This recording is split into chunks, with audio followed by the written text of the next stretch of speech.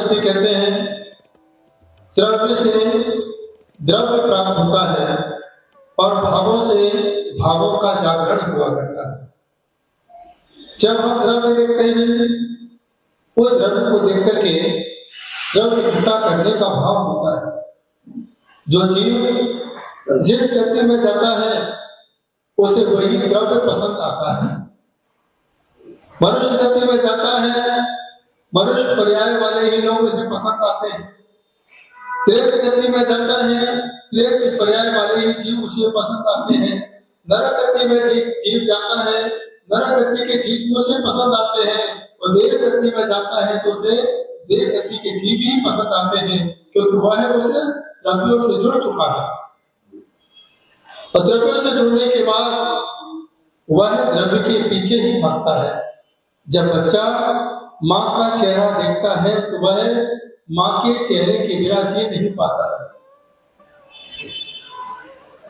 एक व्यापारी महात्मा गांधी का चित्र देखता है नोट पर, उसके बिना वो चल नहीं पाता है। द्रव्य जैसे श्रावक भगवान के द्वार पे जाता है, अक्षत लेकर के जाता है, मुट्ठी बांध करके लेके जाता है, यही भाव के साथ लेकर के जाता है कि भगवान जब मैं संसार में आया था, मुट्ठी बांध करके आया था, उस समय हमारी मुट्ठी में पुण्य बना हुआ था और मैं पुण्य को बांध करके इस संसार में आया था। प्रभु बार बार मेरी माँ मुट्ठी को खोलती थी, फिर भी मैं बार बार मुट्ठी को बंद कर लिया करता था। हे भगवान, जैसे मैं समझदार हुआ, अब मैं महात्मा गांधी को पाने के लिए मुट्ठी बंद कर लेता हूँ। ये पाप की कमाई है, लेकिन हे प्रभु मैं इतना जानता हूँ कि अगर मैं बाहर की दुनिया में बाहर की चीजों के लिए मुट्ठी बांधता रहूंगा, पाप ही पाप इकट्ठा करता रहूंगा, लेकिन आपके द्वार पर यदि पुंज भर करके आपके चरणों पर चढ़ाऊंगा, ये पुण्य का कर्म बन जाएगा, नियम से आत्मा का कर्ण बन सकता है। इसलिए पहले के समय में लोग जब मंदिर में जाते तो क्या लेके जाते थे? मुट्ठी भर के चावल लेकर के जाते थे। जैसा द्रव्य होता है वैसा ही भाव होता है। आप इस द्रव्य को देखते हो, आपका मन क्या करता है? नमोस्तु करता। माता जी को सफेद साड़ी में देखते हो, क्या मन करता है? वंदना करने का। यदि पीछे भी हो तो कोई भी मुझे नमोस्तु नहीं करे। राजा सिंह ने क्या देखा? पीछे और कमर को देखा और नमोस्तु किया। आज जब आप मंदिर में जाओ, ऐसा द्रव्य चढ़ाओ कि अगले भाव में ऐसा ही द्रव्य तुम्हें प्राप्त हो। लोग सूखा लेके जाते हैं। आज ऐसा क्यों हो रहा है तुम्हारे साथ? दिगंबर समाज पूरी तरीके से दिगंबर होती जा रही है, समझ गए? पैसों से भी दिगंबर और श्वेतांबर समाज पैसों से ही आगे बढ़ते जाते हैं, क्योंकि वो भगवान की पूजा अच्छे द्रव्यों से करते हैं। हम भगवान की पूजा गुठली से करते हैं, जिसका कोई रस नहीं है, जिसमें कोई स्वाद नहीं है, ऐसे नीरस फल भगवान के चरणों में समर्पित करते हैं। अब तुम्हारा जीवन कैसा होगा सोचो। आप तो भगवान से कह रहे हो कि भगवान जैसा मैंने द्रव्य चढ़ाया है ऐसा ही द्रव्य हमें प्राप्त हो। ठीक है बेटा, चिंता मत कर, ऐसा ही प्राप्त होगा जैसा तू चढ़ा रहा है। याद रखना, जब बाजार में नकली नोट लेके जाओगे तो बाजार का कोई सामान खरीद पाओगे? मंदिरों में नकली फूल लेके जाओगे, प्लास्टिक के फूल लेके जाओगे, पीले वाले फूल लेके जाओगे, चावल वाले, आपको पुण्य मिलेगा? आज हम मंदिरों में सजावट तो करते हैं, फूल तो लगाते हैं, लेकिन प्राकृतिक फूल नहीं, चाइना वाले फूल लगाते हैं। विचार करो, आप सोचिए, जब मंदिरों में हम लोग जाते हैं, नैवेद्य चढ़ाते हैं, पहले 10, 20, 50 साल पहले किसी डायबिटीज की बीमारी नहीं सुनी थी, और आज से ज्यादा लोग शुगर का सेवन करते थे। और आज के समय ऐसा क्यों हो रहा है? इसके कारण हम हैं। पहले के समय हम भगवान के मंदिरों में नैवेद्य लेकर के जाते थे। हे भगवान, मैंने आपको नैवेद्य चढ़ाया है, जिससे मैं भी नैवेद्य चढ़ा सकूं। और आज होता है भगवान के सामने और चिटक लेके जाते हैं, शुगर फ्री, कोई शुगर नहीं उसके अंदर। हे भगवान, मैंने आपको चढ़ाया शुगर फ्री, मुझे भी रखो हमेशा शुगर फ्री।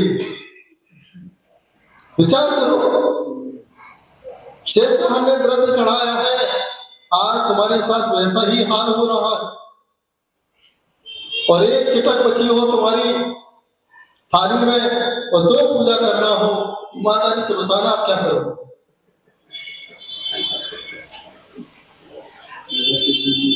ये पूजा में है आदि तोड़ के पारसनाथ की लास्ट वाली, जय जय नाथ परपुरु होए, लड़का मांगे लड़की होए।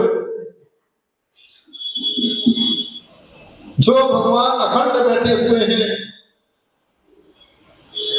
जिसकी मूर्ति अखंड पाषाण से बनाई जाती है, अखंड धातु से परमात्मा का निर्माण किया जाता है, तो वहां की पूरी सामग्री अखंड होना चाहिए।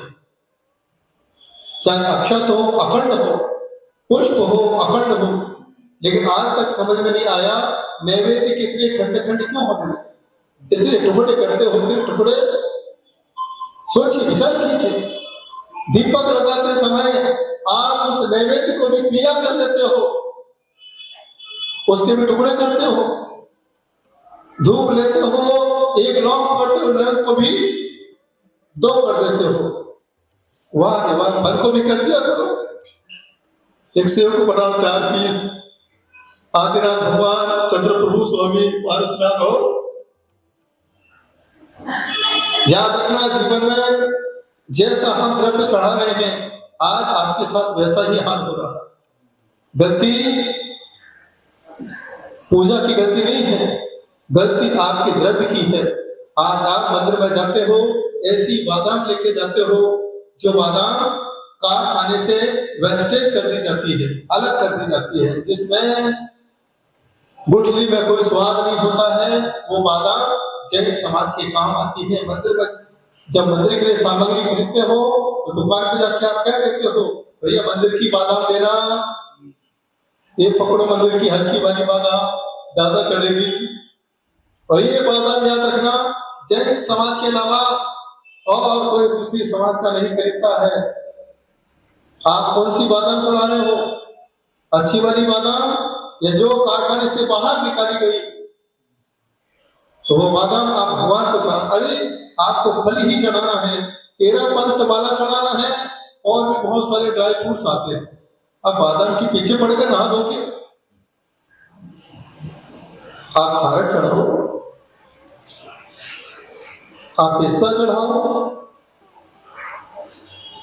बहुत सारे ड्राई फ्रूट्स, आपकी अखरोट चढ़ाओ, तो आपको फल प्राप्त होगा। जैसा द्रव्य आज आप पूजा करते हो, मंदिर के धोती दुपट्टे से पूजा करते हो, तो ये द्रव्य मंदिर का है, तो सारा द्रव्य कहाँ ले जाता है? तेरा तुझको अर्पण क्या लागे मेरा, आप देखो श्वेतांबर अपने धोती दुपट्टा कहाँ से करके जाते हैं? उनकी थाली, थैली, पूजन की थाली अपने साथ होती है, थाली उनके साथ होती है, हर चीज उनके पास उनके साथ होती है।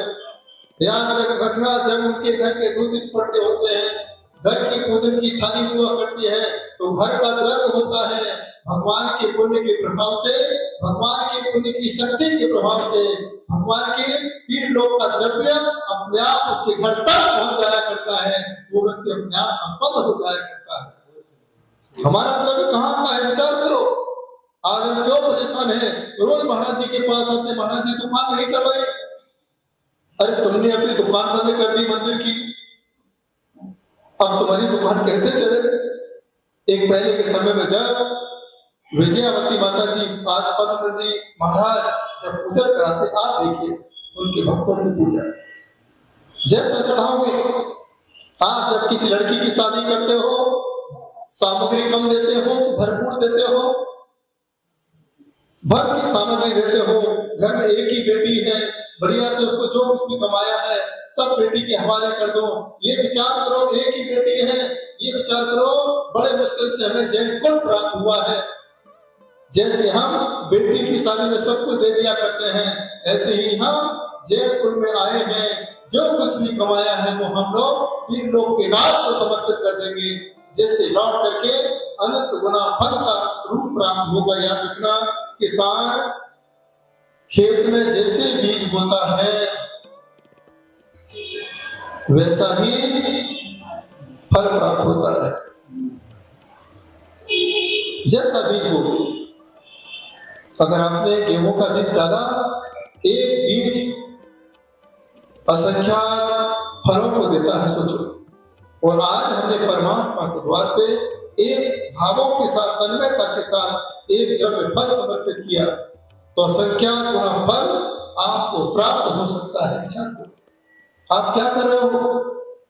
आप तो महाराज के पास आके कहते महाराज जी हम परेशान है, तो आप क्यों परेशान हो? क्यों आपने आज तक भगवान के सामने दरिद्रताई दिखाई है, अपनी परेशानी ही दिखाई है। हे भगवान मेरे पास फटे हुए कपड़े हैं, हे भगवान मेरे पास सूखे कटोर वाले चावल है, हे भगवान हमारे पास सरकारी बादाम है जो कोई नहीं खरीदता, वो बादाम लेके आया हूं। अपनी गरीबी भगवान के सामने क्यों दिखा रहे हो? यदि गरीबी भगवान के सामने दिखाओगे तो आप जीवन भर गरीब के गरीब रह जाओगे। याद रखना, यदि हमने बता दिया कि मैं गरीब हूं तो आपकी लड़की की शादी किसी बड़े घर में नहीं होगी, अपने आप पता चल जाएगा ये व्यक्ति बहुत दुखी होगा। आज हम जब बाहर जाते हैं अच्छे अप टू डेट कपड़े पहन के जाते हैं, भले ही हमारी कार अपने पास ना हो, फिर भी हम किराए की महंगी से महंगी कार लेके जाते हैं, जिससे सामने वाले को पता चल जाए कि मुंबई में रहते हैं ये लोग, अच्छा पैसा कमाते होंगे। रहन सहन क्यों इतना अच्छा करते हो कि जिससे बच्चों की शादी अच्छे घर में हो। तो जैन आचार्य आपसे कहते हैं, जब अपने परिवार की शादी के लिए परिवार को इतना सुंदर सजाते हो, घर को इतना बढ़िया बनाते हो कि परिवार और आगे बढ़ता रहे, क्यों ना हम ऐसा भाव मंदिर में आके बनाए। ये भगवान ये मन का मंदिर है, ये परमात्मा के द्वार तक पहुंचाने वाला मंदिर है, इसको हम अच्छा बनाएंगे तो मुझे भी अच्छे पद की प्राप्ति होगी और मेरा निर्वाण अच्छे से हो सकता है, मेरी आत्मा का कल्याण अच्छे से हो सकता है। तो 70% हम संसार के बारे में सोचते हैं, कोई बात नहीं, सोचो 30% तो अच्छा सोचो, मंदिर में जाके मंदिर के बारे में सोचो, पूजा करो तो पूरी आत्मीयता के साथ करो, तन्मय होके करो। एक धनंजय कवि ने जब भगवान की पूजन की, ऐसी पूजन की, तुम बिन में व्याकुल भयो जैसे जल बिन भी जग जरा मेरी हरो, तुम बिन में व्याकुल भयो। आज आप मंदिर में आते हो, क्या भगवान के बिना आकुल व्याकुल हुए? क्या मुझे अभिषेक नहीं मिला, आज तो मैं लेट हो गया, आज आरती छूट गई, आज विधान छूट गया। कभी आकुल व्याकुल नहीं होते। एक मेहमान आ जाए तो आपका तो मंदिर ही छूट जाता है। धनंजय कवि को लेके ऐसी पूजन की, और पूजन के समय ऐसा अंतराय कर्मोदय में आया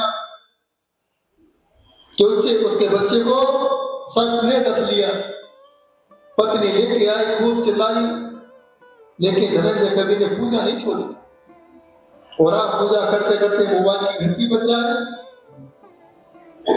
आपकी पूजा छूट जाती है। अशुभ समाचार आ जाए तो आपका मंदिर छूट जाता है। इसलिए याद रखना, जहां जूते चप्पल उतारते हो वहीं पर ही मोबाइल को उतार के आना। सबसे बड़ा पाप कर्म, सबसे बड़ा त्राय कर्म आपका मोबाइल है, जो ना तो चैन से अभिषेक करने देता है, न चैन से पूजन करने देता है, न चैन से अच्छे से साधु को आहार दान देने देता है।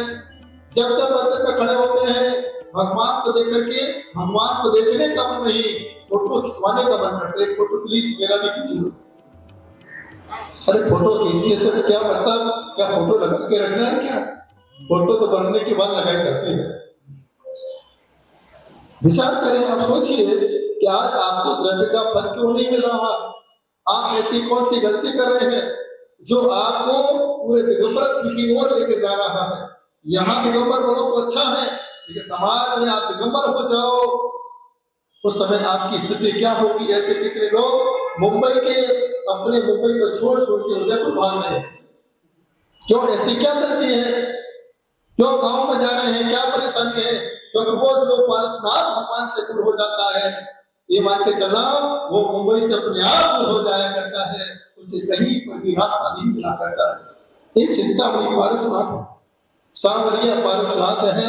हम बच्चों के लिए तो पारसनाथ तक को छोड़ देते हैं, बच्चों के लिए, रिश्तेदारों के लिए, हम बड़े मकान बनाने के लिए गुलाबबाड़ी के मंदिर को छोड़ देते हैं। क्या हमारे पास बचे? बस सोचो।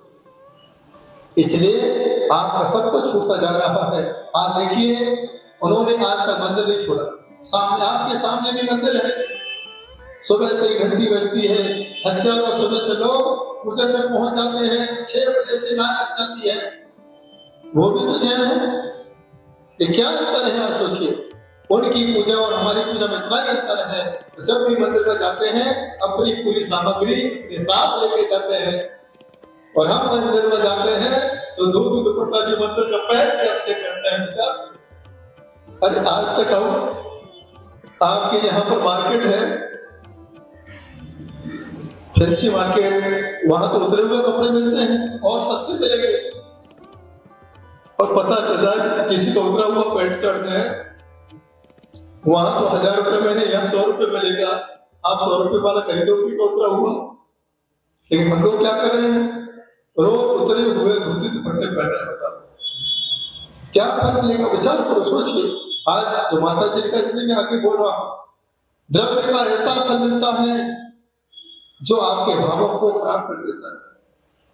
आप किसी के कपड़े पहन के जाओ, शादी में पहुंच जाओ, और शादी में दोस्त कहे भैया ये तो मेरे पैंट शर्ट है, आपके भाव कैसे होंगे? आप धोती दुपट्टा पहन के रोज मंदिर में आते हो, और किसी ने धोती दुपट्टा के साथ लगा दिया हो, भाई ये तो मेरा धोती दुपट्टा है, क्या होगा? सोचिए। मन अच्छा रहेगा, खराब होगा? एक पल के लिए आप सोचिए कि मैं कितनी बड़ी गलती कर रहा हूं। आज मेरे अंदर परिवार में इतनी परेशानी क्यों आ रही है? पहले इतनी परेशानी क्यों नहीं थी?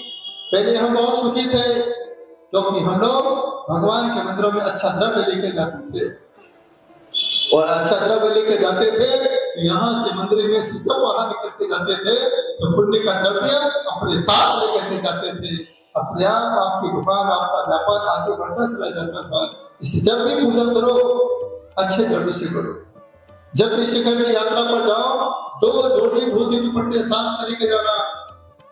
एक जोड़ी धोती दुपट्टा पहन के भगवान की वंदना करना, और एक जोड़ी धोती दुपट्टा पहन करके चलते फिरते तीर्थंकर, जिनको दिगंबर साधु कहा जाता है, चतुर्वेद संघ कहा जाता है, उन्हें आहार दान प्रदान करना। वही आपको पूरा पुण्य प्राप्त होगा। आप शिखर जी की वंदना तो करके आते हो, लेकिन चलते फिरते जो शिखर जी हैं, जिन्हें संत कहा जाता है, उनकी वंदना नहीं कर पाते हो। इसीलिए आपको शिखर जी की यात्रा का पूरा पुण्य नहीं प्राप्त होता है। लेकिन हम लोग आहार के दान में पैसा देके आते हैं, आहार दान देके नहीं आते। जैसा तुमने दिया है वैसा आशीर्वाद एक दिन ऐसा निकालो। वो दिन आज आहार के दान के रूप में होना चाहिए, तो ही आपको आने वाले समय में ये द्रव्य प्राप्त होगा। इस द्रव्य के बारे में सोचोगे, ये द्रव्य प्राप्त होगा। मंदिर के द्रव्य के बारे में सोचोगे तो मंदिर जैसा भगवान बनने का द्रव्य प्राप्त होगा। यदि हमारे द्रव्य अच्छे नहीं है तो कोई भी फल आपको प्राप्त नहीं होगा।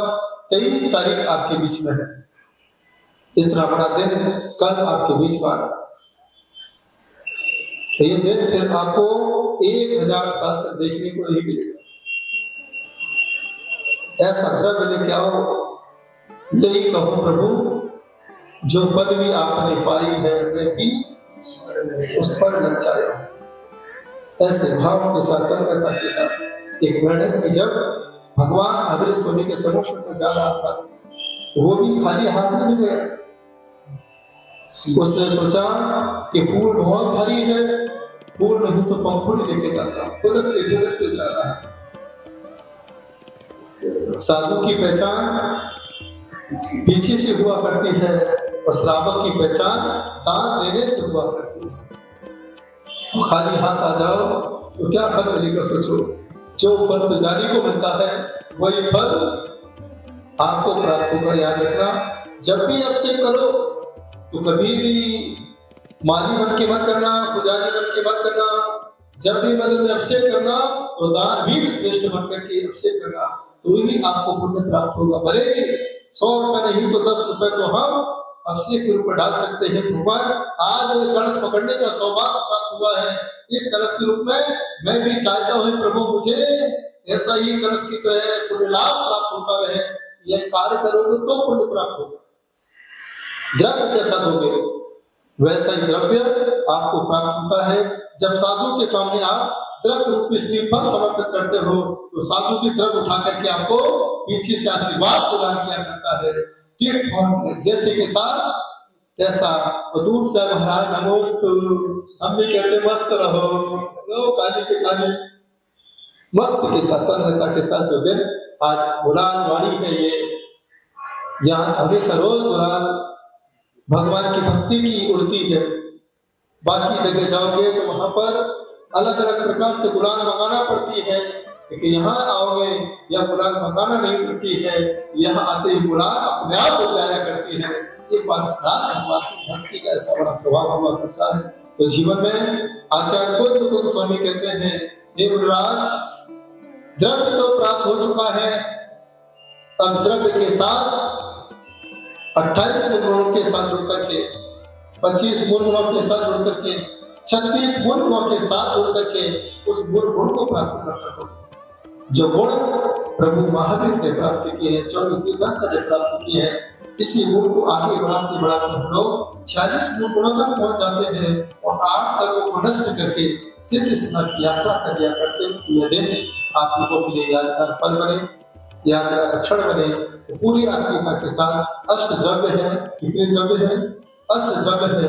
यदि जीवन में अष्ट कर्म आपको सताएं, यदि आपको लग रहा है कि मेरा सूर्य खराब है, चंद्रमा खराब है, मंगल खराब है, बुध खराब है, गुरु खराब है, शुक्र खराब है, शनि खराब है, राहु खराब है, केतु खराब है, सबका समाधान 24 तीर्थंकर के सामने हुआ करता है। यदि आपको लग रहा है सूर्य खराब है, रोज भगवान का अभिषेक करो। जैसे हिंदू समाज के लोग सूर्य को अच्छा करने के लिए सूरज के सामने जल चढ़ाते हैं।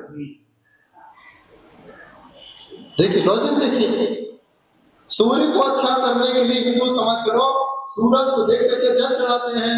तो जैन समाज के लोग जिस मूर्ति में सूर्य मंत्र दिया जाता है उसके ऊपर जल चढ़ाया करते हैं, उनका सूर्य अपने आप अच्छा हो जाया करता है।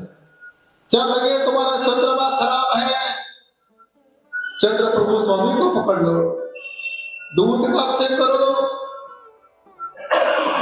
क्योंकि दूध का चांद, तो दूध का चांद आपका चंद्रमा अच्छा हो जाएगा, घुटने का दर्द ठीक हो जाएगा, कमर का दर्द अपने आप ठीक हो जाएगा। चंद्रमा, बुध आपका खराब हो, बुद्धि आपकी काम नहीं कर रही हो, आप जाइए भगवान के चरणों में और पिस्ता लेके जाओ, इलायची लेके जाओ, हरे फल लेके जाओ। बुध का कारक है, बुद्धि अपने आप पड़ेगी। याद रखना, विरासत में गद्दी तो दे सकते हो, विरासत में बुद्धि नहीं दे सकते हो। जाइए देखिए, चमत्कार देखिए। गुरु यदि आपका खराब हो, किसी ने कहा गुरु बहुत खराब चल रहा है, यश की प्राप्ति नहीं हो रही है, एक उपाय करना जैन समाज के लोग, जब किसी ने कहा गुरु बहुत खराब है तो ठुकरार करने की कोई जरूरत नहीं है। आप गुरुवार को जाना, जल में थोड़ा हल्दी मिलाना और गुरु के पाद के प्रक्षालन कर लेना, अपना गुरु का आशीर्वाद मिलेगा, गुरु अपने आप अच्छा हो जाएगा। गुरु अच्छे, गुरु भी तुम्हारा अच्छा हो जाए। गुरु की सेवा करो, गुरु की महिमा वर्णी न जाए, गुरु नाम जपो रोज पढ़ते हो, गुरु की सेवा करो। गुरु का पाठ प्रक्षालन याद रखना। साधु जिस चौके में आहार करता है, आहार करने के पहले गुरु बनाने का पाठ प्रक्षालन करके आशीर्वाद प्रदान क्या करता है, मेरा पाठ प्रक्षालन करो, पहले मेरा आशीर्वाद प्राप्त करो, उसके बाद आहार दान का शुभारंभ करो। गुरु अच्छा करने का उपाय, शुक्र है तुम्हारा